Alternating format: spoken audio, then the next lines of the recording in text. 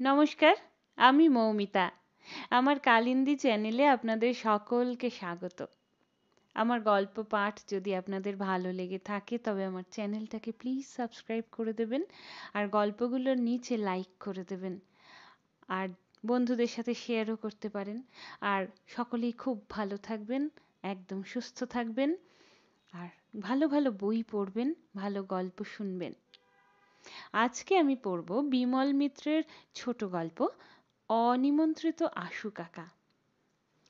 একটা বিরাট মানকচু কিংবা মোচা সকালবেলায় সারা দিনের খাওয়ার জোগাড়টা হয়ে থাকতো। দুপুরবেলা বারোয়ারি তলায় বটগাছের ছায়ায় বাঁশের মাচার ওপর ভিজে গামছা কাঁধে নিয়ে দিবানিদ্রা। জীবনের ৫৫টা বছর এমনি করে নিশ্চিন্তে নির্ভাবনায় আশু কাকা কাটিয়ে দিয়ে কি এক খেয়ালে গ্রাম ছেড়ে কলকাতায় চলে এলো।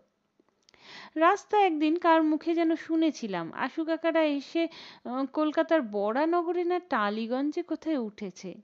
সেও অনেক দিন হলো। তারপর কতদিন কেটে গেল। এতদিন পরে আবার আশু কাকার সন্ধান পেলাম।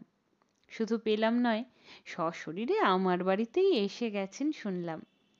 সেদিন আমার অফিসের ঠিকানা আশু কাকার জানার কথা নয়, কিন্তু ঠিকানা জোগাড় করে দেখা করতে আসা এই শুধু আশু কাকার পক্ষেই সম্ভব। চেয়ারটা নির্দেশ করে বললাম, বসো আশু কাকা। বসবার আগে অফিসের চারদিকে একবার ভালো করে চেয়ে দেখে নিলে। মাথার উপর পাখা, দেয়ালের গায়ে ঘড়িটা, টেবিলের ওপর পেতলের কলিং বেল, ইস্পাতের আলমারি ইত্যাদি ইত্যাদি। আশু কাকা চেয়ারে বসে কিন্তু অন্যদিকে দেখতে দেখতে বললে, বেশ জায়গায় অফিস তোমার নবনী, বেশ অফিস, সাজানো গোছানো, কিন্তু আসতে যেতে পিরান বেরিয়ে যায়। এক পিঠের বাস ভাড়ায় 14 পয়সা নিয়ে ছাড়লে। হঠাৎ যেন কাজের কথা মনে পড়ে গেল। বললে, ও ভালো কথা, 3 টাকা 12.5 আনা দাও দেখিনি। তোমার জন্যে এই 3-4 দিন 3 টাকা 12.5 আনা পয়সা খরচ করে ফেলেছি। বাসে, ট্রামে, রিক্সার মোট তোমার গিয়ে 3 টাকা 12.5 আনাই দিতে হচ্ছে। কাছারিতে সাক্ষী দিতে গিয়ে যেমন জল খাবার, রাহা খরচ নেওয়া স্বভাব আশু কাকার, এও তেমনি। এই আমার জানা ঘটনা। এসব ক্ষেত্রে নির্বিবাদে টাকাটা বার করে দেওয়াই নিয়ম। আর আশু কাকা 4খানা 1 টাকার নোট কোচার খুঁটে বেঁধে কোমরে গুঁজে রাখবে, এটাও তেমনি পরিচিত দৃশ্য। এ নিয়ে আমার প্রশ্ন বা বিস্ময় প্রকাশ করার কথা নয়। শুধু জিজ্ঞেস করলাম, বাড়ির সব খবর কি কাকা? বাড়ির খবর পরে শুনো। আর তাছাড়া তা শুনেই বা করবে কি? সে থাকবে। যে কাজের জন্যে আমি এসেছি, এই কাজটি আশু কাকার আসল কথা। আশু কাকার পথ বড় সোজা, ঘুরিয়ে পেঁচিয়ে বলতে জানে না, সরল কথার মানুষ। মনের কথা আর মুখের কথার মধ্যে কোনো তফাৎ নেই আশু কাকার। বললে, অটলদার বাড়িতে তোমার নেমন্তন্ন হয়েছে? বললাম, হ্যাঁ কাকা, হয়েছে তো। ম্রিয়মাণ নয়, অভিমান নয়, লজ্জা দুঃখ কিচ্ছু নয়। আশু কাকা যেন পরে শারীরিক অসুস্থতা নিয়ে ডাক্তারের সঙ্গে কথা কইছে। বললে, তোমারও হয়েছে? বললাম, কেন, তোমার নেমন্তন্ন হয়নি কাকা? স্বগতোক্তি সুরে আশু কাকা বলে যেতে লাগলো, ব্যাপারটা কিরকম হলো বলো তো? শ্যামবাজারের পেরবোদ্দার বাড়ি গিয়ে শুনলাম ওদের নেমন্তন্ন হয়েছে। বালিগঞ্জে সিধুদার বাড়ি গিয়ে শুনলাম ওদেরও হয়েছে। খানিকক্ষণ চুপচাপ। আশু কাকা বললে, অথচ বলতে পারবে না যে আমার ঠিকানা জানে না। সিধুদার ছেলেকে দিয়ে আমার বাসার ঠিকানাটা ওদের কাছে পাঠিয়েছিলাম। তাহলে? মহা সমস্যার কথা আশু কাকা তুলেছে। ভেবে বললাম, আচ্ছা, এমন তো হতে পারে ওরা নিমন্ত্রণ চিঠি পাঠিয়েছে, কিন্তু পোস্ট অফিসের গোলমালে। সে কথা বললে হবে না। নিজে রোজ পোস্ট অফিসে গিয়ে খোঁজ নিচ্ছি। আজও গিয়েছিলাম। আরো ভাবিয়ে তুললে আশু কাকা। বললে, এই নিয়ে সব শুদ্ধ 4 দিন হলো। 3 দিন গেছি তোমার বাড়িতে, শেষে তোমার অফিসে এসে হাজির হলাম। খবরটা শুনে পর্যন্ত রাত্রিরে নবনী আমার ভালো ঘুম হয় না। এই ব্যাপারে আশু কাকার মতো লোকের ঘুম না হওয়ারই কথা। আশু কাকা আবার বলতে লাগলো, অথচ ভাবো একবার, অটলদা তখন বেঁচে, বড় মেয়ের বিয়ের সময় কলা পাতা থেকে শুরু করে পান পর্যন্ত এই আশু ঘোষ একলা সব জোগাড় করেছিল। তারপর খানিক থেমে আবার বললে, তারপর বড় ছেলের বিয়েতে যখন শেষ পর্যন্ত ছানা এসে পৌঁছলো না সন্ধেবেলা, মনে আছে? অটলদা মুখ কালি করে আমার হাত দুটো জাপটে ধরলে, বললে, কি হবে আশু? সেসব দিনের সুখ স্মৃতি বোধহয় আশু কাকাকে বিচলিত করে তোলবার পক্ষে যথেষ্ট, কিন্তু এত সহজে মুষড়ে পড়বার লোকও আশু কাকা নয়। বললে, যাকগে নবনী, সেই খবরটা নিতেই তোমার কাছে আসা। পরশু বিয়ে, অথচ আজ সকাল পর্যন্ত কোনো খবরাখবর না পেয়ে, যাকগে। যেন হতাশায় বিরক্তিতে ও প্রসঙ্গ আর আলোচনা করবে না এমনিভাবে মুখের কথাটাকে অসম্পূর্ণ রেখে থেমে গেল আশু কাকা। বললাম, তোমার খাওয়া হয়েছে নাকি? বেলা তো 2টো বাজতে চলল। আশু কাকা সেই ভোরবেলা বেরিয়েছে অনেক তালে, সুতরাং খাওয়ার কেমন করে হবে? এখানে এই শহরের ব্যস্ত আবহাওয়াতে এসেও আশু কাকার ব্যতিব্যস্ত ভাবটা কাটেনি। হোটেলে যেতে যেতে বললাম, কাকিমা কেমন আছে কাকা? তোমার কাকিমার কথা বলো না নবনী, তিনি তো মারা গেছেন। আমি তো চমকে উঠলাম। নিঃসন্তান আশু কাকা বিপত্নিক হলো কবে? কিন্তু এমন নিঃসংকোচে স্ত্রীর মৃত্যু সংবাদটাই বা কে দিতে পারে এক আশু কাকা ছাড়া? জিজ্ঞেস করলাম, কি হয়েছিল শেষকালে? হবে আবার কি, একরকম না খেতে পেয়েই মারা গেল বলতে পারো। তা সে কথা থাক, অটলদার বাড়িতে এদানি গিয়েছিলে নাকি নবনী? এই তো কালই গেছি, বললাম আমি। আমার বিয়েতে ওরাই সব করেছিল, এখন আমি না গেলে খারাপ দেখায়, তাই যাওয়া। কদিন ধরে প্রায়ই যাচ্ছি, যাবতীয় কেনাকাটা। আশু কাকা কথাটা লুফে নিলে, খাওয়া দাওয়ার কি রকম বন্দোবস্ত হচ্ছে দেখলে? যা যা হচ্ছিল বললাম। শুনে আশু কাকা ভীষণ দমে গেল। বললে, সব লণ্ডভণ্ড হয়ে যাবে, অটলদা নেই, আমাকেও নেমন্তন্ন করলে না, কি যে হবে! আশু কাকা মাথায় হাত দিয়ে বসবার জোগাড় করলে। বললে, কিন্তু মাছের কি হচ্ছে? মাছ তো দেখলাম আমার সামনেই অর্ডার দিলে। কোরকম মাছ? বললাম, একরকম মাছের কথাই তো শুনলাম, আমার সামনেই তো 1.5 মণ মাছের অর্ডার দিলে। আশু কাকা বলে উঠল, সব পণ্ড হবে নবনী, এই তোমায় বলে রাখছি দেখো। অটলদা বেঁচে নেই, আমি নেই, কি যে করবে ছেলে ছোকরারা, বদনাম হয়ে যাবে মাঝখান থেকে, দেখে নিও। বললাম, আর দইওয়ালা এসছিল, তাকেও বুঝি দইয়ের অর্ডার দেওয়া হলো? কি দই? তা জানি নে কাকা। আশু কাকার জন্যে ভালো করে মাংসের অর্ডার দিয়েছিলাম আর পরোটা। ভেতর থেকে গন্ধ আসছিল। একটু অন্যমনস্ক হয়ে গেল আশু কাকা। একজন ওয়েটার এসে যথারীতি ময়লা নেতা দিয়ে টেবিলটা পরিষ্কার করে গেছে। মনে হলো আশু কাকার জন্য লোভ সামলানো দায় হয়ে উঠেছে। হঠাৎ নিজেই নিজের ধুতির কোঁচাটা দিয়ে পরিপাটি করে টেবিলটা সাফ করতে লাগলো আশু কাকা। বললে, বড্ড ময়লা টেবিলটায়। মাংস এলো, পরোটা এলো। আশু কাকা বললে, খাঁটি পাঁঠার মাংস তো নবনী, দেখো আমরা সেকেলে লোক। অভয় দিতেই আশু কাকার মুখ ভর্তি হয়ে উঠল মাংসে। তারপর আস্তে আস্তে লক্ষ্য করতে লাগলাম, আশু কাকার খিদেও খাঁটি, আশু কাকার খাওয়ার রীতিটাও খাঁটি। কারণ আশু কাকা মানুষটাই যে খাঁটি। প্রত্যেকটি গ্রাসের সে কি ভঙ্গি, প্রত্যেকটি খাদ্যবস্তু নিয়ে সে কি কসরত।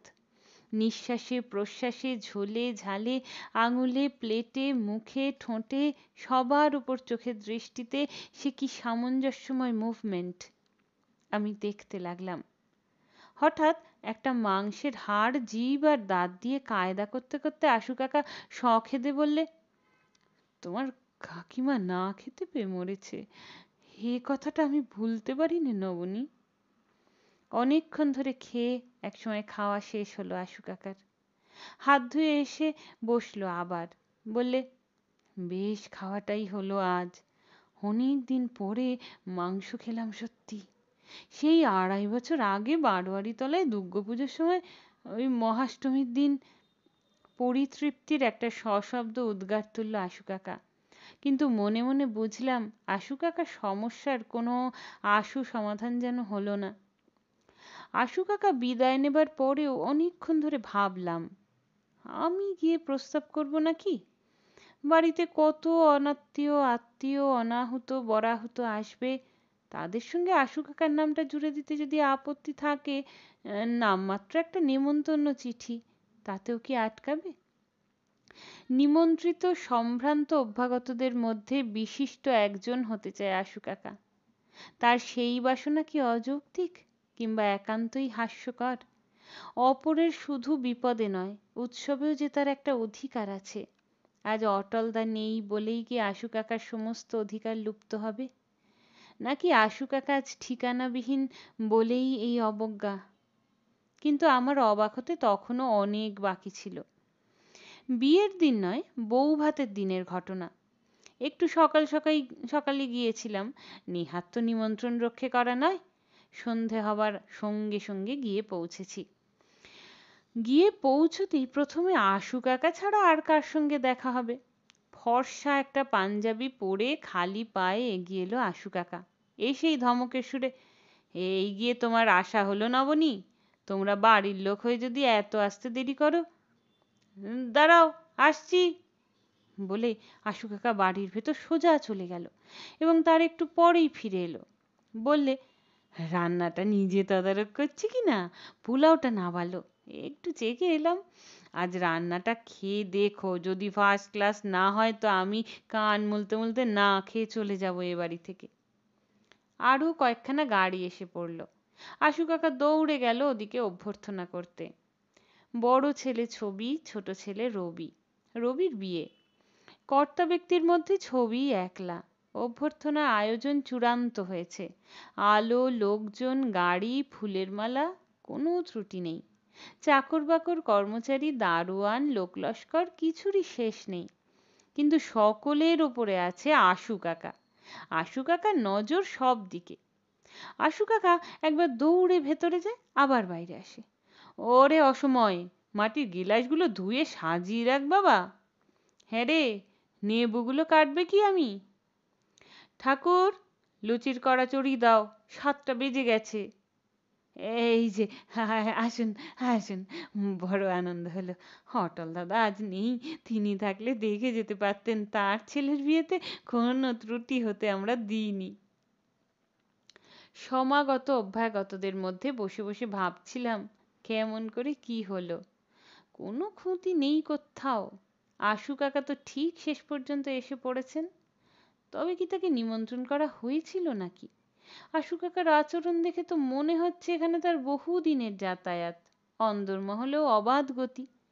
কিন্তু 3 দিন আগেও তো টের পাইনি। আশু কাকা হঠাৎ ইঙ্গিতে আমাকে আড়ালে ডাকলে। কোমরে একটা তোয়ালে জড়িয়েছে, হাতে চায়ের কাপ। এরই মধ্যে 3-4 কাপ চা খেয়ে শেষ করে ফেলেছে। কানের কাছে মুখ এনে আশু কাকা বললে, তুমি বলেছিলে শুধু রুই মাছের কালিয়ার কথা, ভেটকি মাছের ফ্রাইটাও করিয়েছি।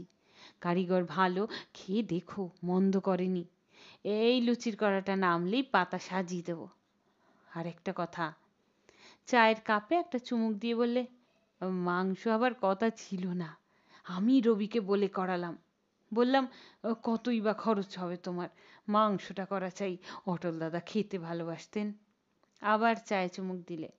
একটু থেমে বললে, নতুন বিলিতি বেগুনের একটা চাটনিও করিয়েছি দেখো, একটু ঝাল ঝাল, কিছু ভাবনা নেই, আমি তোমার পাশেই বসবো খন, কোনটার পরে কি কতটা খেতে হবে সব বলে দেবো খন, কিচ্ছু ভাবনা নেই তোমার নবনী।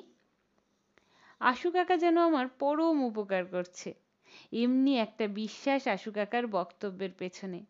কারণ আশু কাকা অন্তরে অন্তরে বিশ্বাস করে নেমন্তন্ন বাড়িতে কাউকে অগ্রিম খাওয়ার তালিকা জানিয়ে দেওয়া একটা পরম উপকারের শামিল। কিন্তু যে প্রশ্নটা আমার মনের মধ্যে খচখচ করে বিঁধছে, সেটা আর উত্থাপন করার ফুরসত পেলাম না। হঠাৎ আশু কাকা বৈঠকখানায় ঢুকলো 2 হাত জোড় করে। তা তাহলে এবার উঠতে আজ্ঞে হোক।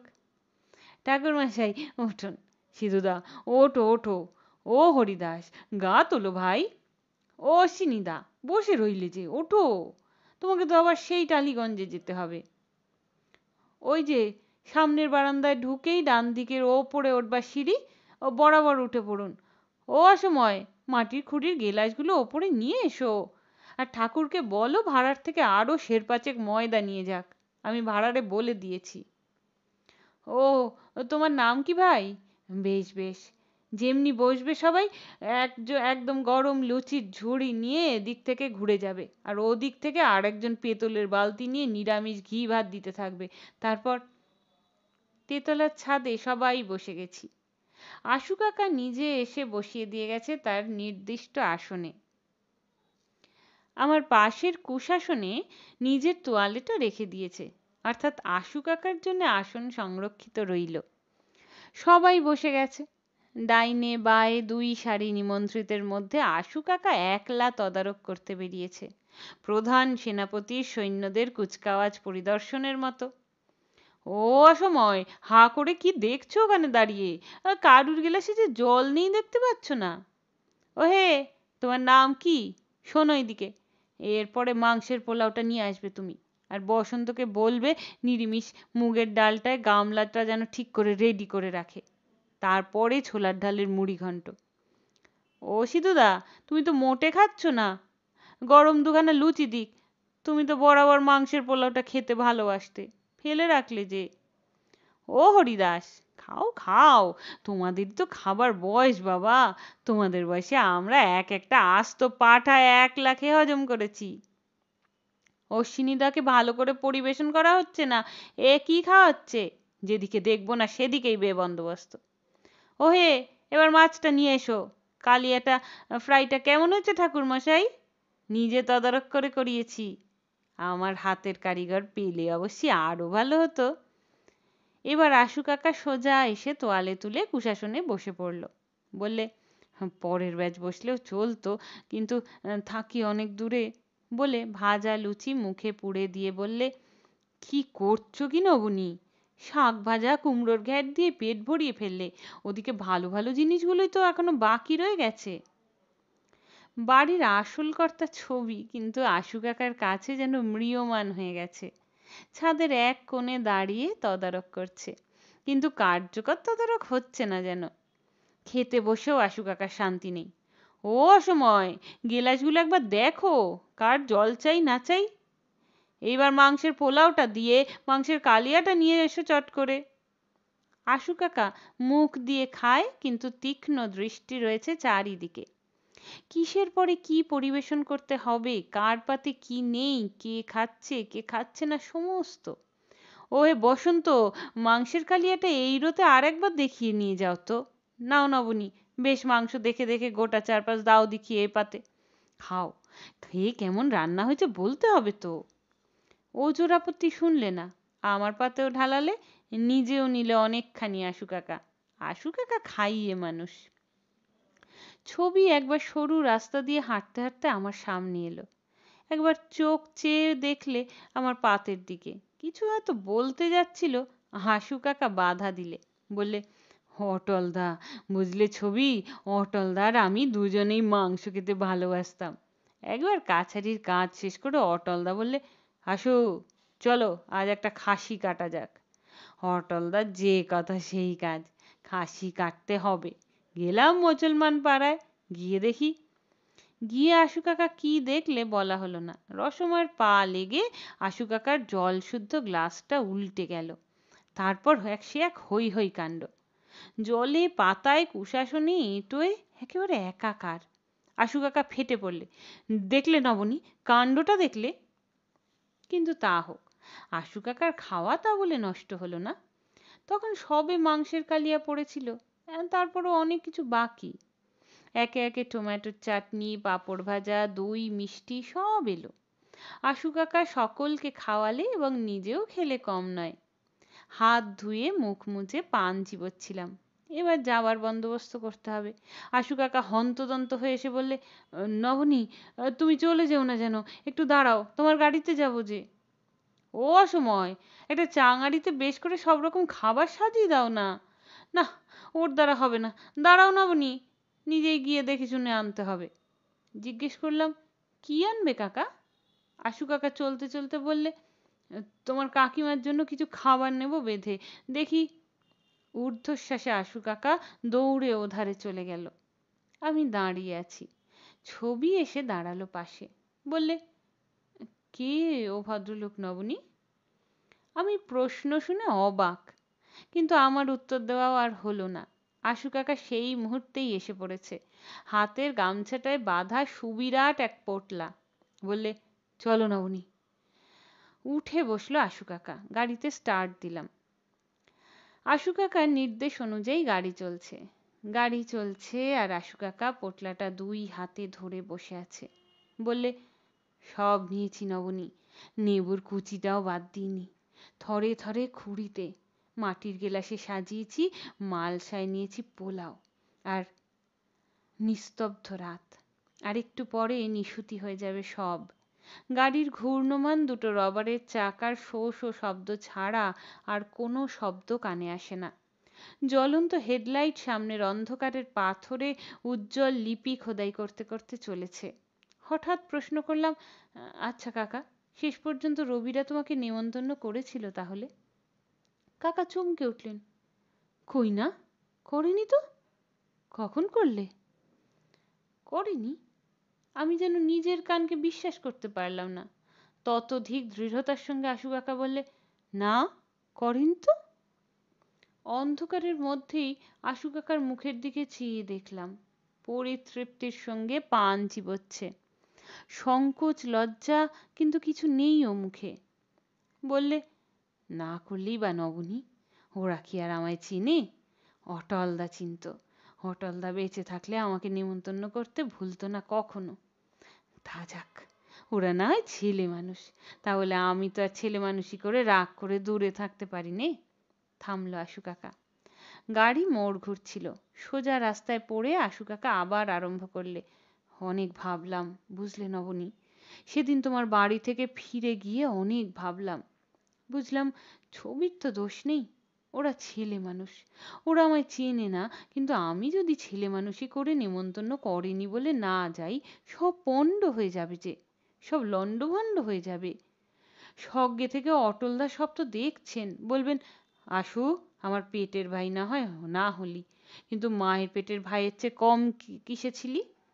অনেক ভাবলাম, জানো নবনী, শেষে বউভাতের দিন ভোরবেলাতেই গিয়ে হাজির। নিজের পরিচয় দিলাম নিজেই। কি করব বলো? আশু কাকা যা বলে তা সত্যিই বিশ্বাস করে। এবার কোন দিকে যাব কাকা? আশু কাকার উত্তর দেবার আগেই মোড়ের মাথায় হঠাৎ ব্রেক কষতে হলো। ওদিক থেকে আর একখানা গাড়ি অজান্তে সামনে এসে পড়েছে।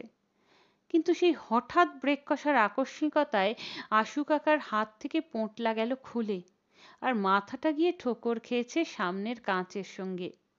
তারপর সে এক কাণ্ড, ডালে ভাতে দই চাটনিতে মাছে মাংসে অত সাজানো চেঙাড়ি হঠাৎ উল্টে পড়েছে গাড়ির মেঝেতে।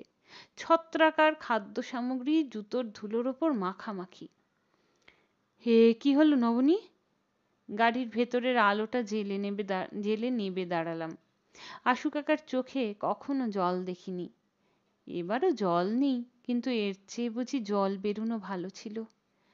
এ কি হলো নবনী? তারপর আশু কাকা নিজের হাতে সেই দই, সেই পোলাও, মাংস, মাছ, লুচি, ডাল, যাবতীয় জিনিস আবার ধুলো থেকে তুলে আলগোছে নিল। আর আমি নির্বাক সেই দৃশ্য দাঁড়িয়ে দাঁড়িয়ে দেখলাম। তারপর প্রত্যেকটি জিনিস, প্রত্যেকটি ভাত যখন খুঁটে নেওয়া শেষ হলো, আশু কাকা বললে, আচ্ছা নবনী, তুমি তাহলে এসো, অনেক রাত হয়ে গেছে, আমি এটুকু বেশ হেঁটে যেতে পারবো। আশু কাকা পুটলি নিয়ে সোজা উঠে দাঁড়িয়ে চলতে লাগলো। গাড়িটা পাশের গলির ভেতর ঢুকিয়ে মুখটা ঘুরিয়ে নেব। ছোট গলি, অতি কষ্টে গাড়িটা ঘোরালাম। তবে এ কোন কাকিমার জন্য খাবার বেঁধে নিয়ে গেল কাকা? মিথ্যে কথা বলবার তো লোক নয় আশু কাকা। তবে কি কাল সকালে উঠে নিজেই খাবে? কিংবা হয়তো সে কাকিমার মৃত্যুর পর আবার এক কাকিমার আবির্ভাব হয়েছে। আশু কাকা হয়তো বিয়ে করেছে দ্বিতীয় পক্ষে। হয়তো মাথার দিব্যি দিয়ে বিয়ে করতে বলে গিয়েছিল মরবার সময়। হয়তো অরক্ষণী আর শ্যালিকাই দ্বিতীয় পক্ষের স্ত্রী হয়েছে, কি জানি। গলি থেকে বেরিয়েই ডান দিকে বড় বাসা দেখলাম একটা। সেইখানে সেই রাত্রির দ্বীপ্রহরে আমি ভূত দেখলাম। একটা ডাস্টবিনের ধারে বসে আশু কাকা পুঁটলি বাজছে। থরে থরে মাছ, মাংস, রসগোল্লা, সন্দেশ, দই সাজিয়ে রাখছে চ্যাঙারিতে। আশু কাকার দ্বিতীয় পক্ষের স্ত্রীর জন্যই হয়তো। গাড়িটা থামিয়ে দেখলাম, দেখতে লাগলাম। আশু কাকাই তো, কোনো সন্দেহ নেই। আশু কাকা, ডাকলাম। আশু কাকা আমার দিকে চাইলে, সে বড় কাতর চাউনি সে। কে? নবনী? বেশ স্পষ্ট মনে আছে আশু কাকার গলা। হ্যাঁ, কিন্তু তুমি এখানে? গাড়ির দরজা বন্ধ করে নামলাম। কৌতূহলের তো সীমা ছিল না আমার, কিন্তু কাছে যেতেই একটা ধপধপে সাদা লোমওয়ালা কুকুর আমাকে দেখে ভয়ে ওদিকে পালিয়ে গেল। চোখের কানের কি মর্মান্তিক ভুল! আশু কাকা নয়, ছি ছি, একটা কুকুর। কুকুরটা বোধহয় আগে কোনো শৌখিন লোকের পোষা কুকুর ছিল।